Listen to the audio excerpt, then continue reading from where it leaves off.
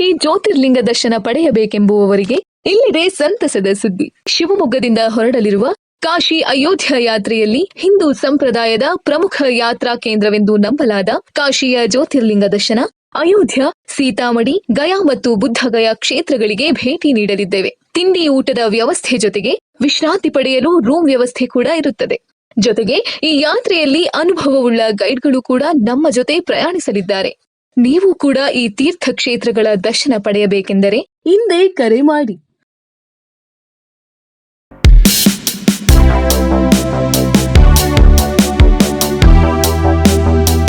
ಸೇರೋಣ.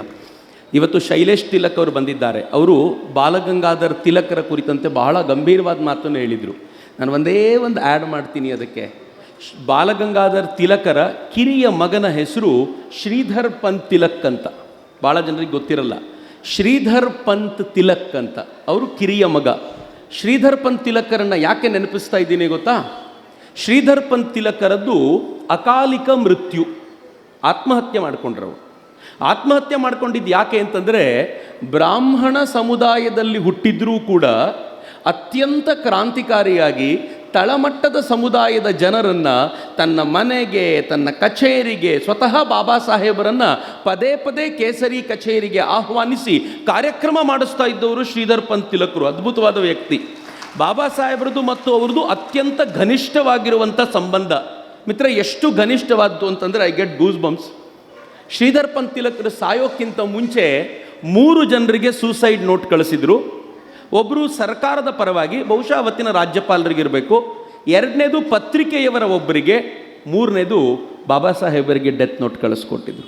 ಆ ಡೆತ್ ನೋಟಲ್ಲಿ ಬಾಬಾ ಸಾಹೇಬರಿಗೆ ಅವ್ರು ಏನು ಬರೆದಿದ್ರು ಗೊತ್ತಾ? ಬಾಬಾ ಸಾಹೇಬ್ರೇ, ನಾನು ನಿಮ್ಮೆಲ್ಲರ ಪರವಾಗಿ, ದಲಿತರ ಪರವಾಗಿ ಭಗವಂತನ ಜೊತೆ ಸ್ವಲ್ಪ ಕಿತ್ತಾಡೋದು ಬಾಕಿ ಇದೆ.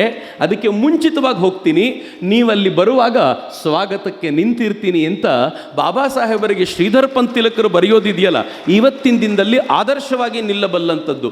ಇನ್ಫ್ಯಾಕ್ಟ್ ಬಾಬಾ ಸಾಹೇಬರು ಎಲ್ಲಿವರೆಗೂ ಹೇಳ್ತಾರೆ ಅಂತಂದರೆ, ನಿಜವಾಗಿಯೂ ಲೋಕಮಾನ್ಯ ಅಂತ ಕರೆಸಿಕೊಳ್ಳಬಹುದಾದವರಲ್ಲಿ ಶ್ರೀಧರ್ ಪಂತ್ ಕೂಡ ಇದ್ದಾರೆ ಅಂತ. ಆ ಪರಿಯ ವ್ಯಕ್ತಿತ್ವ ಅವರದ್ದು ಅಂತ.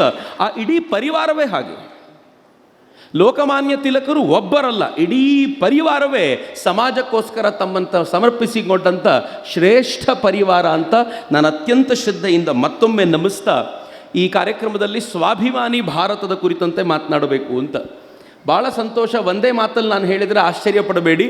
ಭಾರತಕ್ಕೆ ಈ ಸ್ವಾಭಿಮಾನ ಮತ್ತೆ ಒಂದು ರೀತಿ ಜಾಗೃತವಾಗಿ ನೆನ್ನೆಗೆ 11 ವರ್ಷ ಕಳೆದಿದೆ ಅಂತ ನಾನು ಭಾವಿಸ್ತೇನೆ.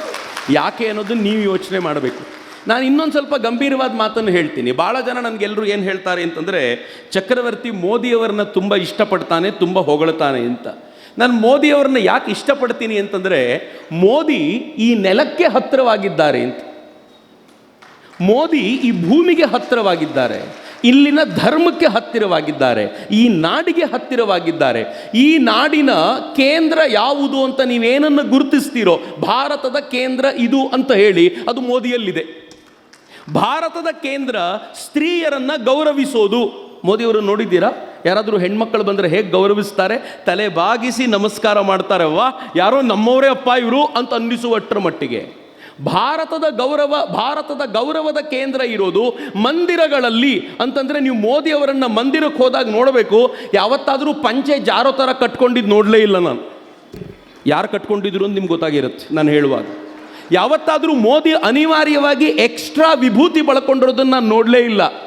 ಮೋದಿ ಯಾವತ್ತಾದರೂ ದೇವಸ್ಥಾನಕ್ಕೆ ಹೋದರೆ ದೇವಸ್ಥಾನದ ಗರ್ಭಗುಡಿಯಲ್ಲಿ ನಿಂತು ಆರತಿ ಮಾಡಬೇಕಾದ್ರೆ, ನಮ್ಮ ಮನೆಯಲ್ಲಿ ನಮ್ಮ ತಾತ ಆರತಿ ಮಾಡ್ತಿರುವಾಗ ಹಿಂಗೆ ಇರ್ತಿತ್ತು ನೋಡೋ ಅಂತ ಅನ್ನಿಸುವಷ್ಟರ ಮಟ್ಟಿಗೆ ಮೋದಿ ಕನೆಕ್ಟ್ ಆಗ್ತಾರೆ ಅಂತ.